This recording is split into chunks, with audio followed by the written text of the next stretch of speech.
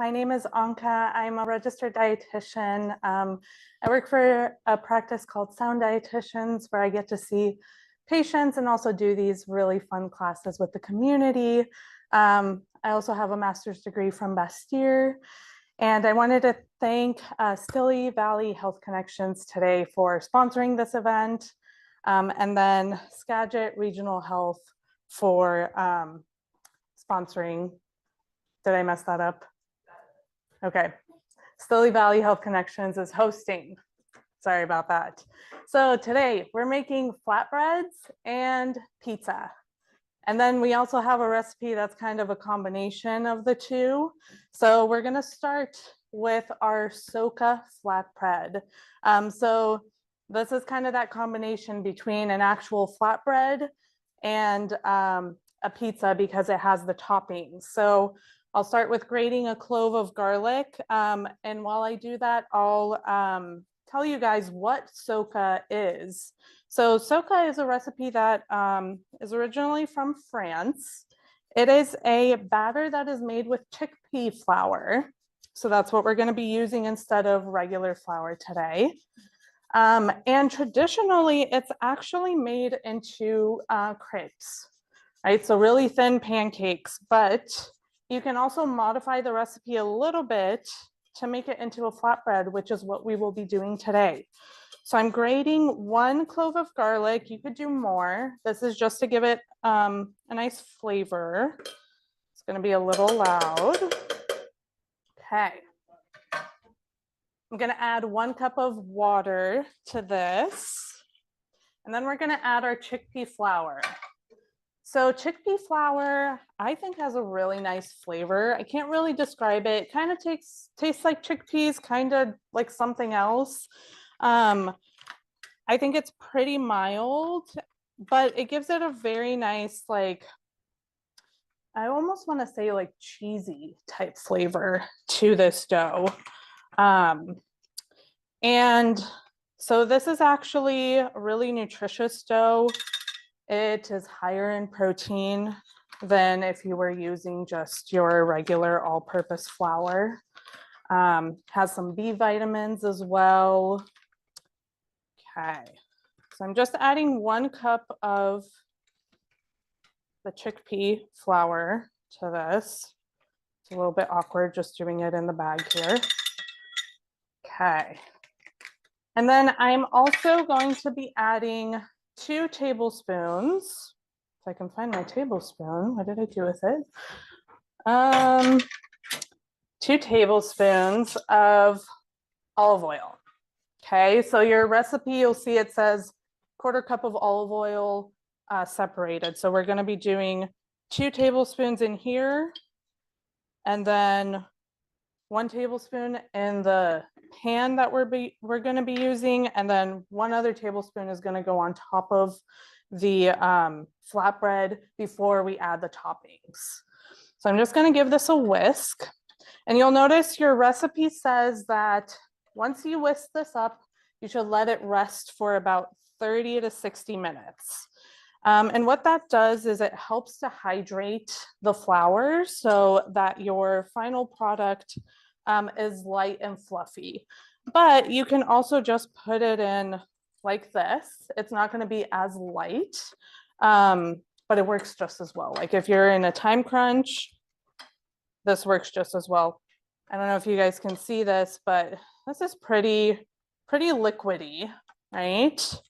So what I did before you guys got here was I set the oven to broil on high, and I stuck my cast iron skillet in there. You can use a different type of skillet if you don't have a cast iron.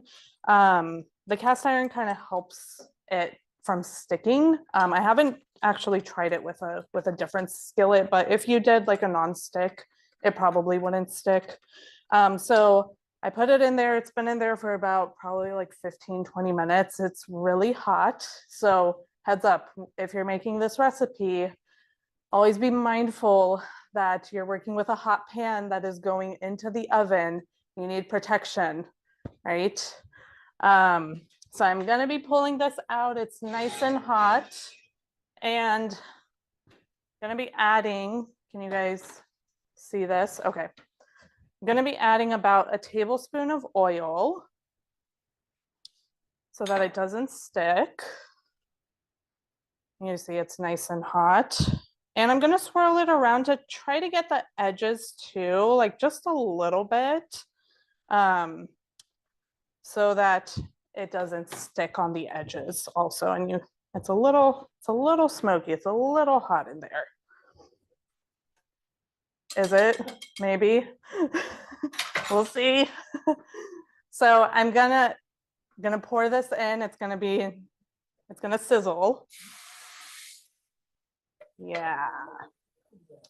So we're cooking this first until the top is like nice and hard, and then it's the edges kind of peel back from the edge of the skillet. And then we're gonna add our toppings. So this first step helps to make sure that the flatbread is actually cooked before you add the toppings, because it is more of a moist flatbread. So if you can't even add toppings because it's so liquidy at this point, right?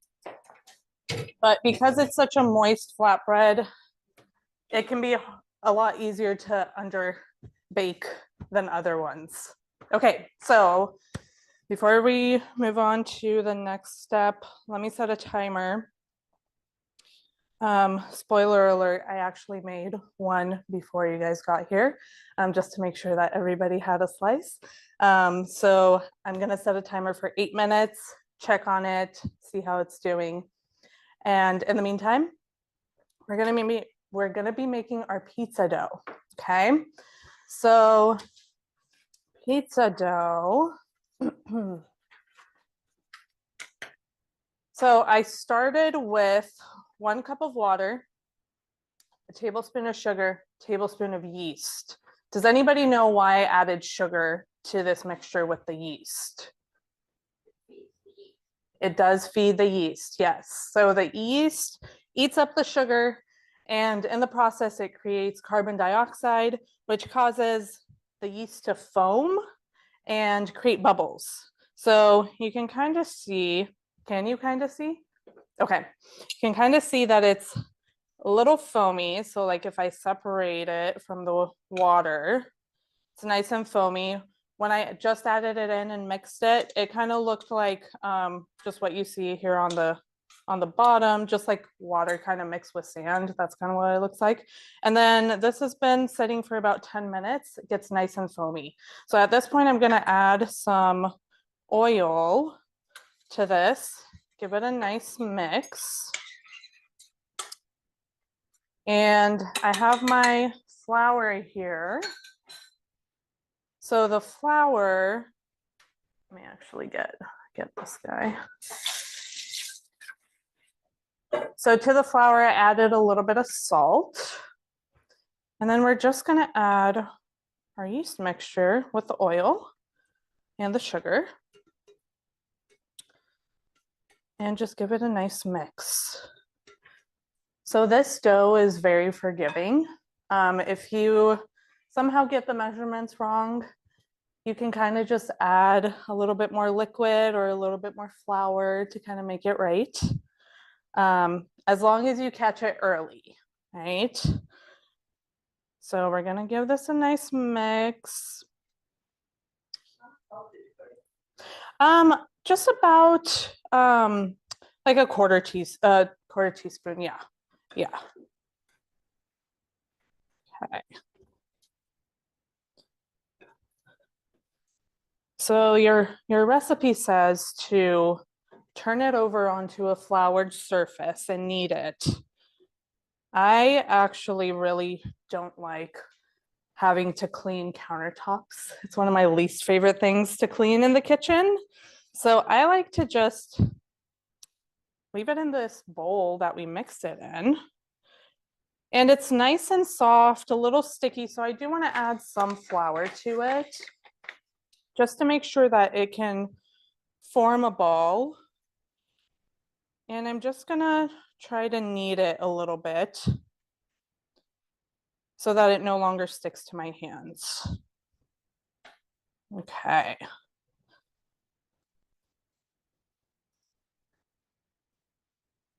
So you can see it's like pulling from the edge of the bowl. It's no longer sticking as much. It's okay if it sticks a little bit. It does hydrate as you let it sit. So it becomes less sticky with time. So at this point, you would just leave it in your bowl and cover it with a towel. And you want to leave this for about 30 minutes. It's not a requirement, but it does help to get a nice and fluffy product. Let me just wash my hands real quick.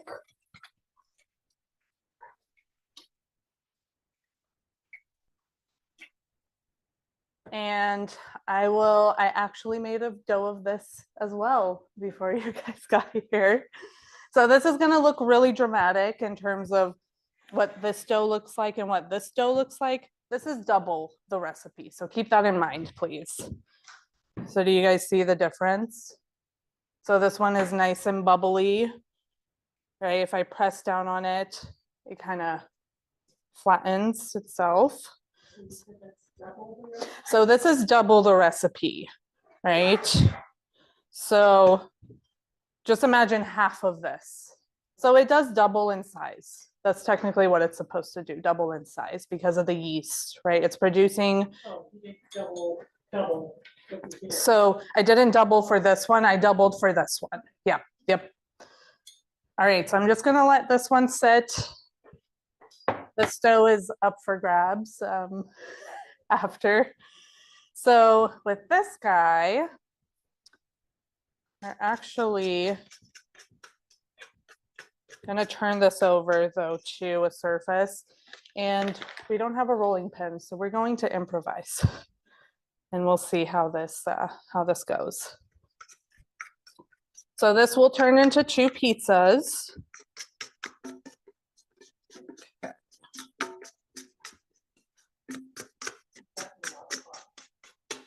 Oh, I do have my water bottle. That might work, but it has a hole, so I don't think I think the water might come out. So I'm just gonna add a little bit more flour to this. I want to knead it a little bit, just to make sure that it isn't super sticky and that it's a little bit easier to work with. Yeah, no, I'm not gonna throw it in the air. I am not good at that. It would end up on the floor. I can guarantee that. So I'm just gonna work with half at a time. I'm just gonna throw this guy in here. And let's see, I'm gonna try to use the bowl from the chickpea flour mixture and see if I can use this with my hands to kind of spread it out. Might be just easier to use my hands.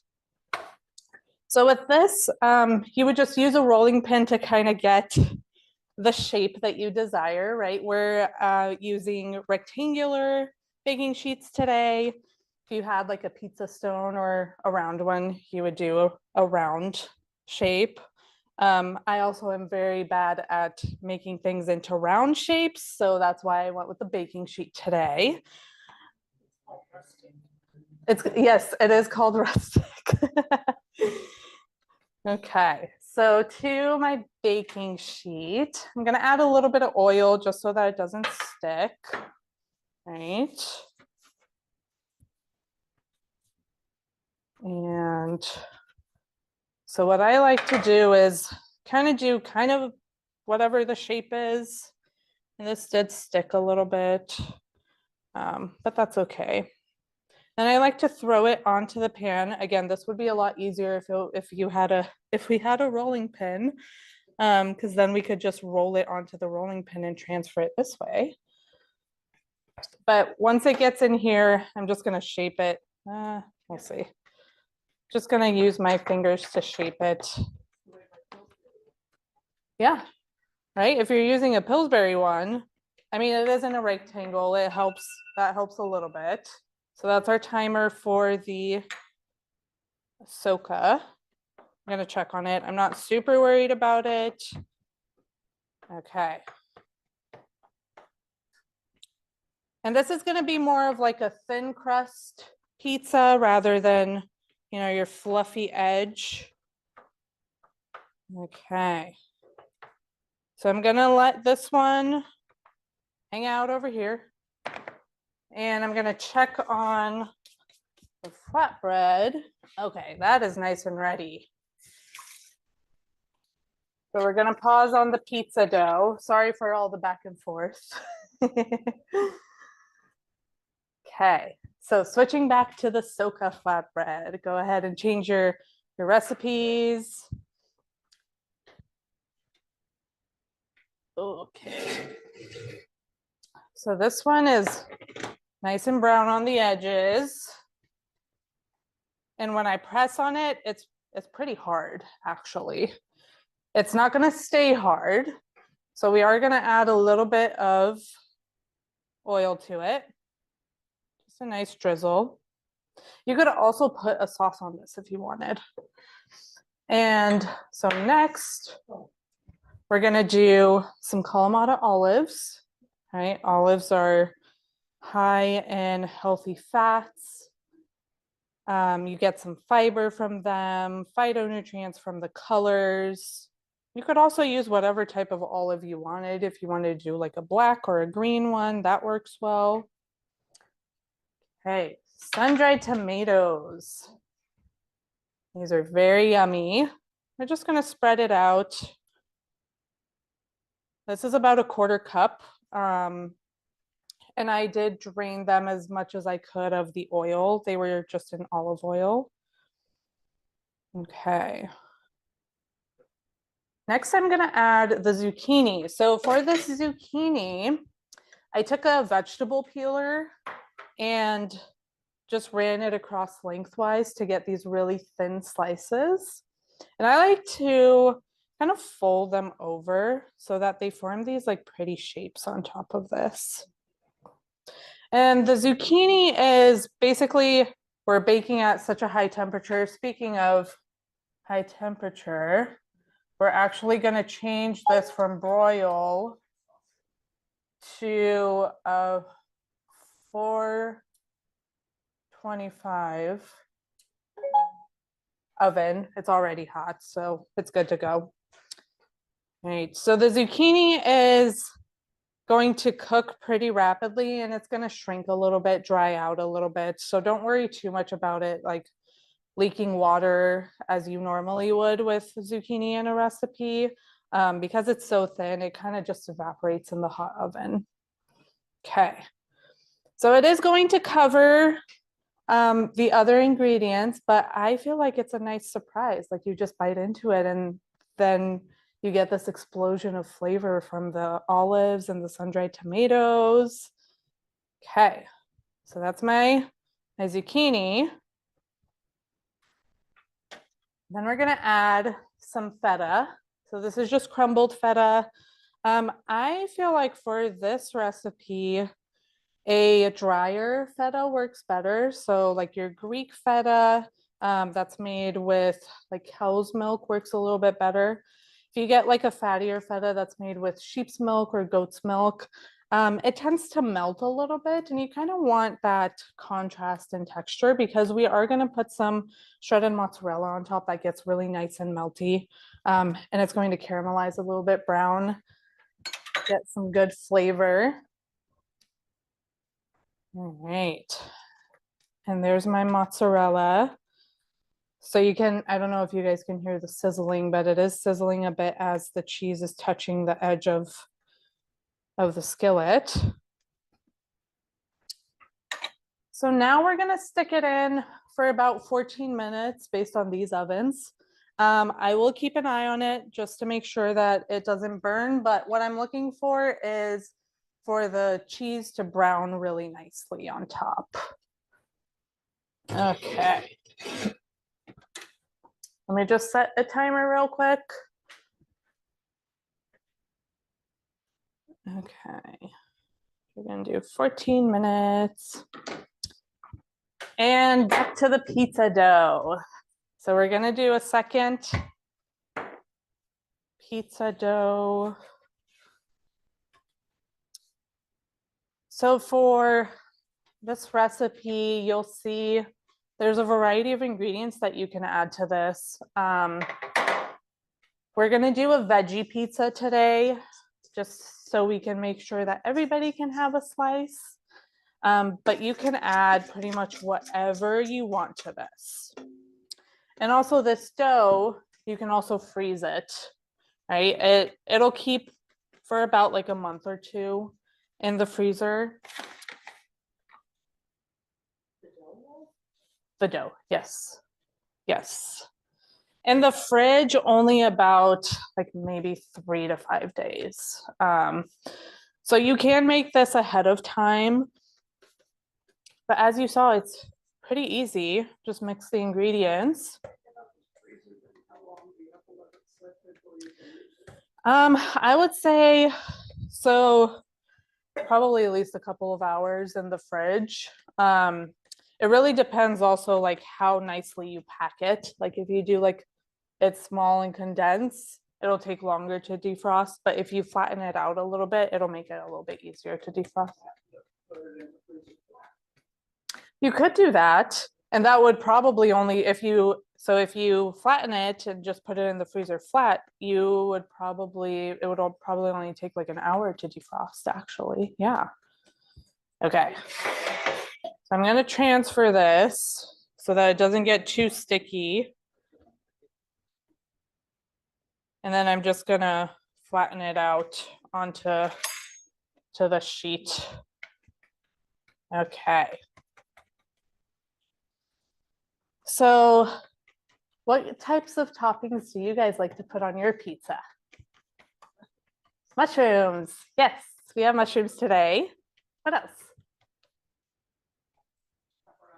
Sausage, pepperoni, good options. Artichoke, yeah, artichoke, basil. We're gonna add some basil at the end just to give it some nice flavor. Okay. I like to add smoked salmon to mine and some fresh arugula on top. Make it fancy. Okay. So for the pizza sauce, I went with a red sauce. A lot of people like red sauce. I personally prefer a garlic white sauce. But this one, it's literally just some cloves of garlic, Italian seasoning, salt, pepper, a little bit of oil, and then crushed tomatoes. I got a can that had no salt added because we want to be mindful of how much sodium we're consuming, right, for heart health. And I just stuck it in a food processor and blended it up, and there you go. So I did not cook this.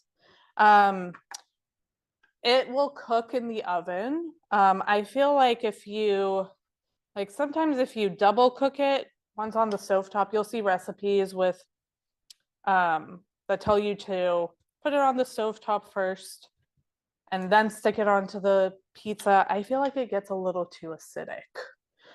So this is still like, you can see the color is still pretty dark. So it's different than if you were using just fresh tomatoes. But it will cook just as well with all the toppings and the dough in the oven. Okay. So this makes about 3 cups. We're using about a cup per each pizza. And then you can freeze this as well. This will keep months on end in the freezer. So with the tomatoes, we're getting some heart healthy compounds, right? The lycopene. And lycopene, you actually absorb it better if it is cooked. So we will be cooking it, right? You're getting some vitamin A as well. Okay.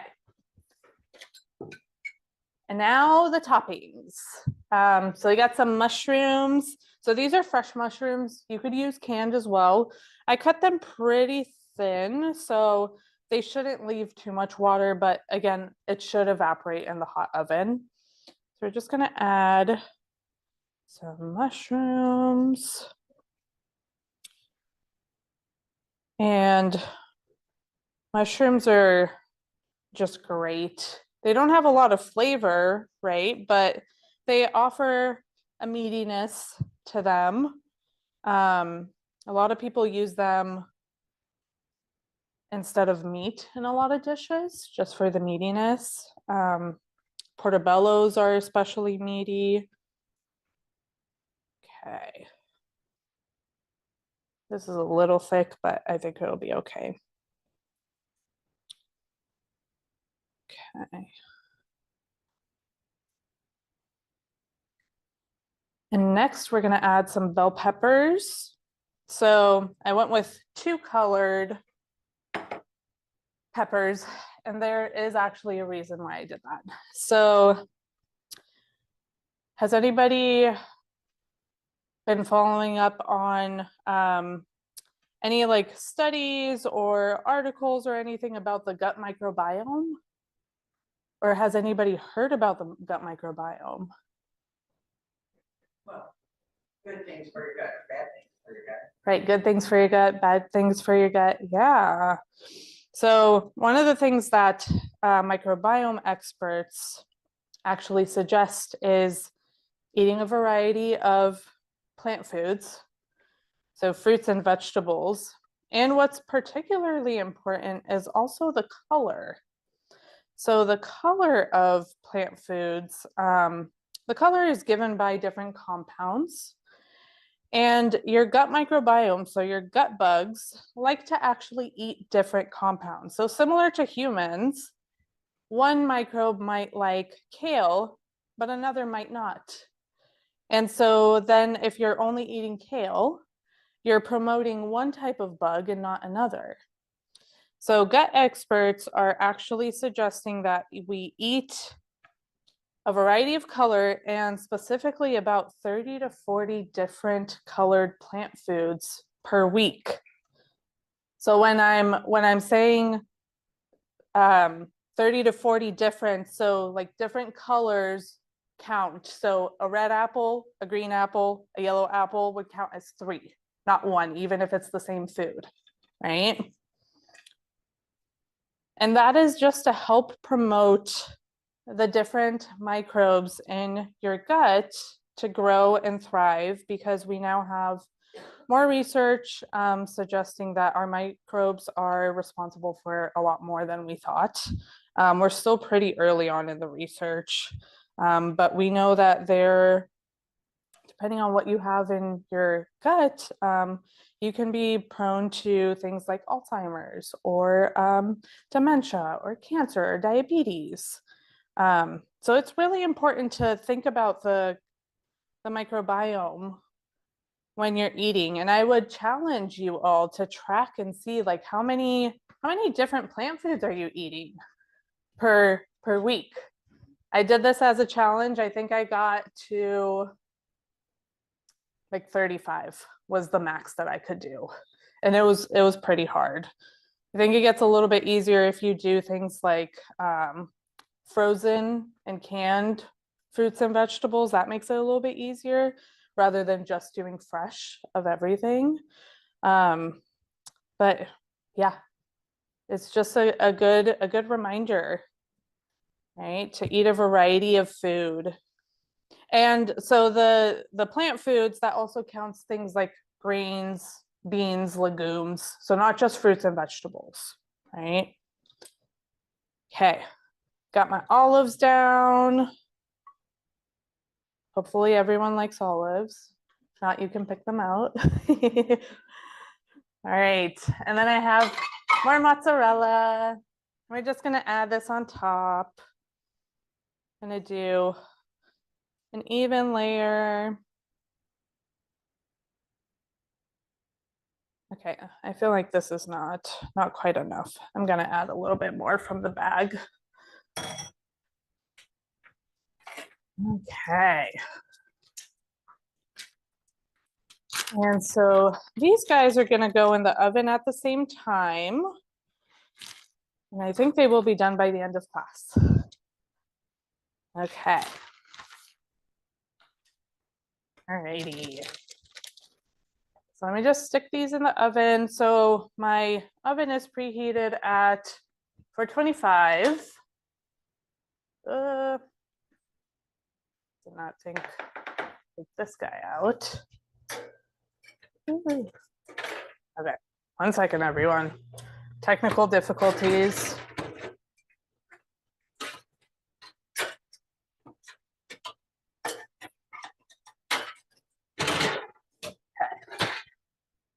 All right, putting these in the oven.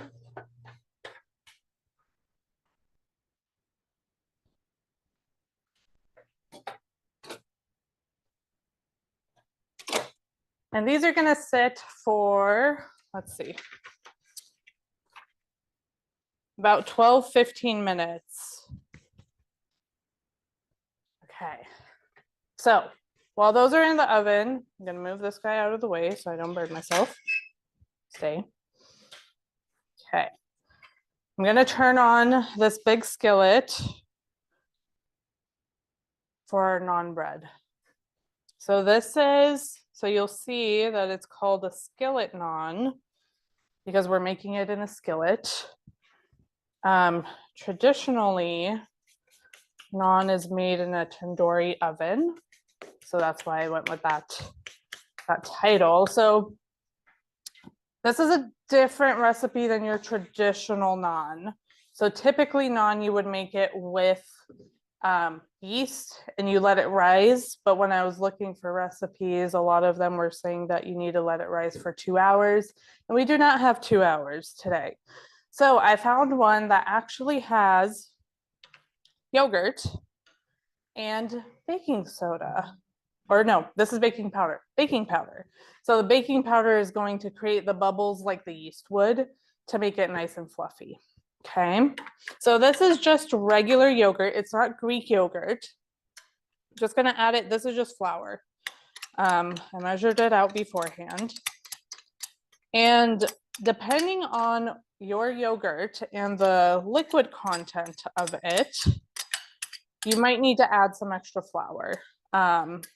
So we'll see how this turns out. When I tested this recipe at home, I was using a different yogurt and I had to add quite a bit of flour. So we'll see how this goes. So it's, if you're making just one recipe, it's 2 teaspoons of baking powder. We're doubling today, so I have 4. We're just gonna give this a nice mix, right? Similar to your pizza dough.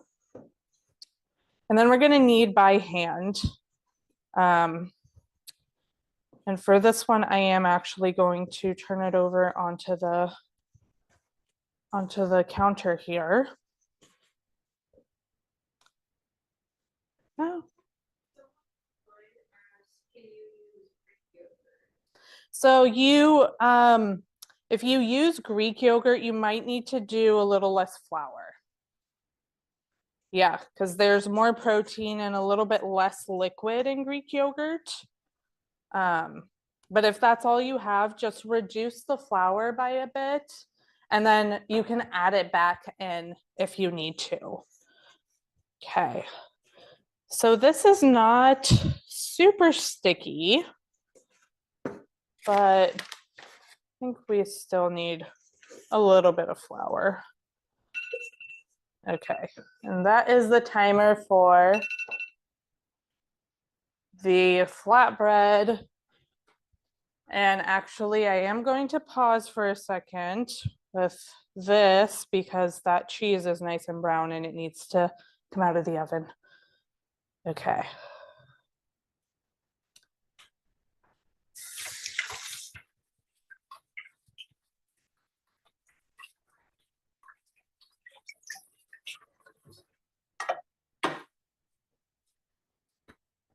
Can you guys smell it? Yeah, okay. Okay. This guy is.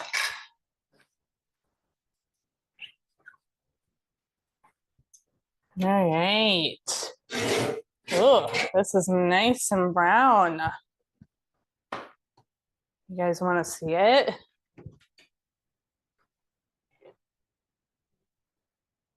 Pretty. It's a little toasty on the edges. The other one wasn't as toasty, but I'm sure it'll taste good. Okay, let me turn this up a little bit more. Right. Okay, going back to this guy. So I do think that it does need a little bit more flour. It is pretty sticky. I'm just going to knead it a little bit. And then I'm going to add, just cut it up into sections and roll them out into balls.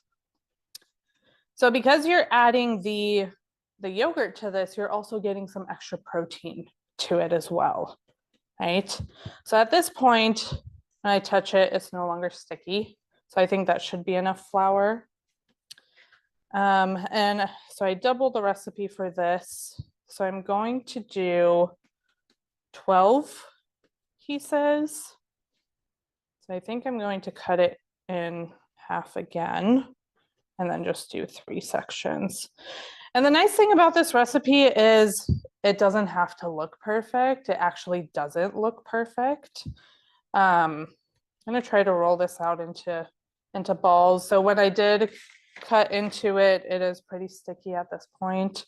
So just gonna add some more flour. But even with adding flour, it's not necessarily going to make the dough tough. So it still should be pretty nice and fluffy once we actually cook it. So this, you could also add the garlic to the dough to make it a garlic naan. I actually decided to do the garlic separate in a garlic butter, which I made ahead of time just for the sake of time.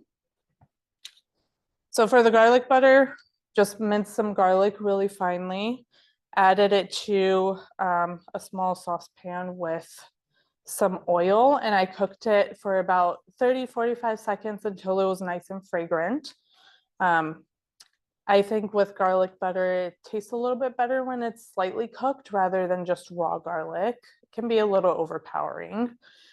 And then I added to the butter, I added the garlic, added a little bit of salt, and then some parsley.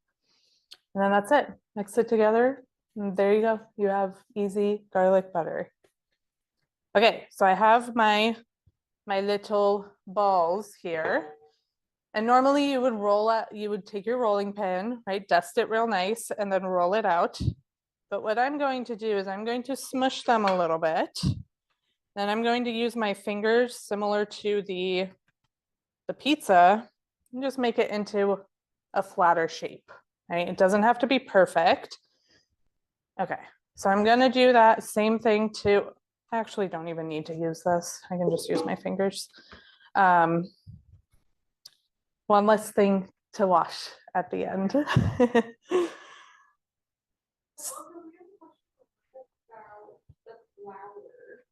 Yes. Someone said the recipe calls for all-purpose flour. Why not use, or why use that instead of the 00 flour, which is traditional for pizza? Yeah. So all-purpose is easier to find. It's also cheaper. And really, that's kind of what this recipe that I found and tested called for. So depending on the type of flour, it will have a different protein content. And if you were like, you could use a 00 flour or even like potentially even bread flour, but you might need to adjust the liquid ingredients, right? Like the yogurt. Okay, this is nice and hot. So what I'm gonna do is I'm gonna throw these guys and lower the heat just a little bit. So this is not gonna take long at all. What I'm looking for is for these guys to turn nice and brown on the bottom. Okay. Kind of like a pancake, but it's gonna be like, they're gonna have dark, like almost black spots. That doesn't mean that they're burnt.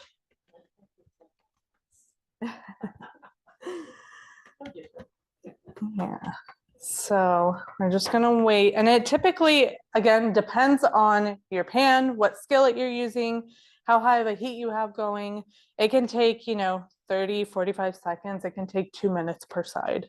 So I'm going to pause real quick, wash my hands so I don't get flour everywhere. Look at the pizza. Okay, the pizza is melting and the bread, the dough is puffed up a little bit. Okay, I'm gonna take my spatula here and I'm just gonna leave it. They were pretty white on the bottom still. So again, just keeping an eye on them for those black spots to start turning up. And then we're gonna flip them and they just cook that way all the way through. They puff up a little bit. I don't know if you guys can see it from your point of view, but they are starting to puff up just a little bit. I can tell they're rising. Yeah, so this is a really, really nice bread to have. Traditionally you would eat it with Indian food, but you could also use this recipe to make to accompany Greek food or Mediterranean food. They have their own flatbreads that they typically use. I feel like because this one isn't a traditional naan, you could pretty much use it for whatever cuisine you wanted. And you can also make these bigger so that you can use it even as a wrap, right? Add some things to it. Okay. What other questions do you guys have? I want this to be a discussion. Yeah, go ahead. Flour. You've never heard of 00 flour? Yeah, there's so many different types of flours out there. Bread flour has higher protein content, which is why typically you would only use it for bread. I've heard that. Yeah. There's can't remember off the top of my head. It might be double 0 flour for pasta. So sometimes you can make pasta with it. Really, pasta traditionally, though, you would use a semolina flour, but you can substitute it. Now, I do want to mention, so sometimes I get questions about gluten-free, if you can substitute this for gluten-free flour. I would not suggest it. I would, if you are gluten-free, look for a recipe that is specific to a gluten-free dough, because it's going to make a really big difference with your texture. I did actually try this with this specific recipe with just a 1-to-1 gluten-free flour, and it was really tough. It wasn't worth the time and the ingredients to actually make it. So if you're interested in that, really look for specific recipes for gluten-free flour use. All right. So let me just pull out, let's see, what am I looking for? A plate. Once these are done, I'm going to put them on the plate. And I am going to cover them because I want them to stay nice and warm. And then this is the garlic butter. I kind of went a little heavy on the parsley. I will admit to that. So it is a little green. Okay. And our pizza is looking nice. It's not quite all the way brown. So I'm just waiting for the cheese to bubble up and turn a little bit brown for that. And these guys are not quite done on the bottom yet. So could you use that pea flour on those? I wouldn't. So the chickpea flour is, because it is higher in protein, I'm sure that you could use it with a different recipe, but I don't think you could substitute it easily for the all-purpose flour. Yeah.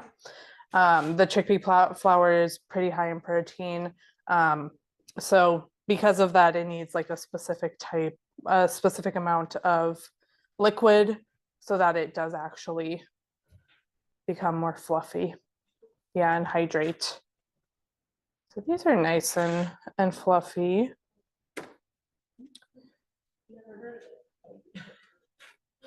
So I also want to mention the chickpea flour. So what else could you use it for? So there are recipes out there for like desserts that you can use it for. The way that I like to use it is for breading tofu. So I'll take the flour, add some garlic powder, onion powder, paprika, salt, pepper, and then cut my tofu into cubes, press that flour into it, and then fry it in a little bit of oil. Gives it a really nice crust. It actually gives it a really nice flavor. Yeah, I'm seeing some head shakes, no to tofu. That's okay.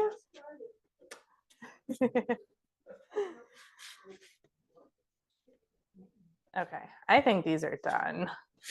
I'm just gonna stack them kind of on top of each other so that they kind of keep warm. You can see like this one's pretty dark on the end here. This one's a little bigger, so I'm gonna leave it a little bit more. And then pretty much you just cook these until they're all gone. You don't need to add oil to this pan. You could if you wanted to, but really like you don't even need to add oil because of the hot pan. It kind of just like seals up the bottom of the dough. Yeah. So I will let you all add if you want the garlic butter or not to the naan. At this point, you could also just brush garlic butter on it and then kind of stack it in a tower to just like stay nice and warm until you're done with all of the flatbreads. So it's really a preference thing if you prefer the garlic or not. But this one is pretty mild compared to other ones because the garlic is cooked, I would say. Yeah. Okay. The pizza, not quite done yet. But the crust is starting to brown a little bit on the edge, so that is good. That's what we like to see.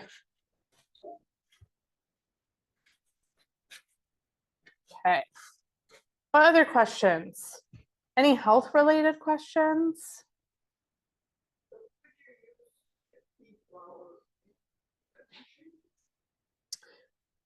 That's a good question. Could you use chickpea flour in a bread machine? If you found a recipe that used specifically chickpea flour, I think you could.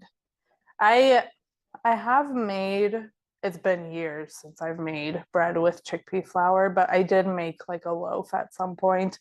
It was not like your traditional bread in terms of texture. When you do add like quite a bit of it to make something that's like a taller structure, it gets a little cakey. So just expect that type of texture instead of like your fluffy traditional bread. Yeah. Okay. So for the naan, I'm assuming. So for the soka bread, I used a cast iron. You could also make the naan in a cast iron. This one's really small, so if you had like a large one, that would work. This, I believe, is a non-stick, right? I think so. It seems like it's a non-stick pan.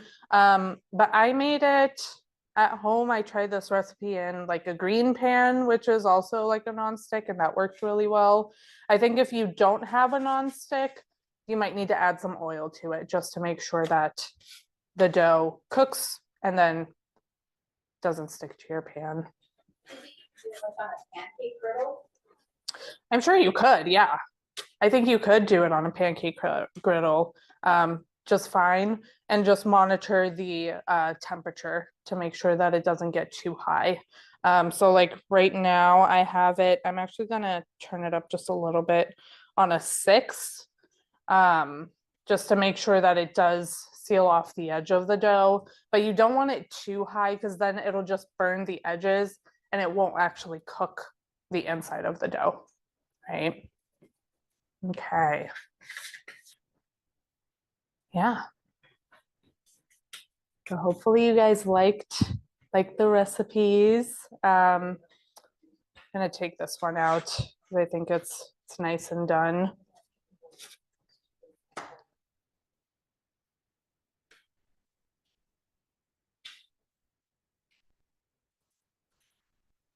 Is there anything else that anybody can think of that they would use this flatbread for? Or like a dish that would accompany it really well? Indian, yeah. I could see using it for making pizza. Oh yeah, totally. Yeah. Yeah, like you could just make the dough.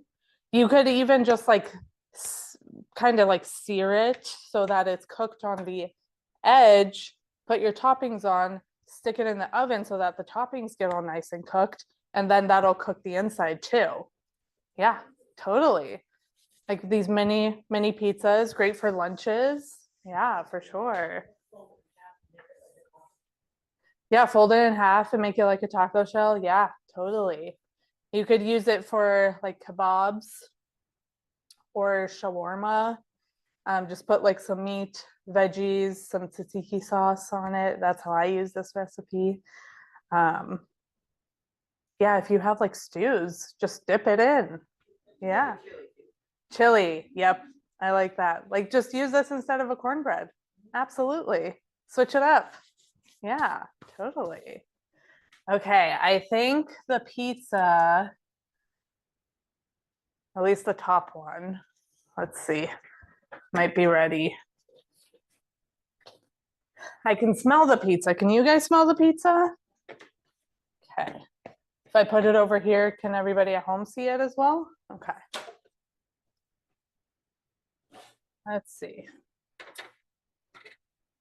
So this one, yeah, this one's done. I'm gonna leave the other one just so it gets some heat from the top so that it browns a little bit more. At this point, you could also just broil it and it would be fine. But doesn't that pizza look beautiful? And this says it's a little bit hard. So the crust is a little bit hard when it comes out of the oven. But as you let it sit, it does soften a little bit, but still has that crunchy edge.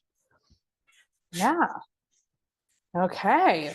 So I'm just going to finish up the rest of these flatbreads.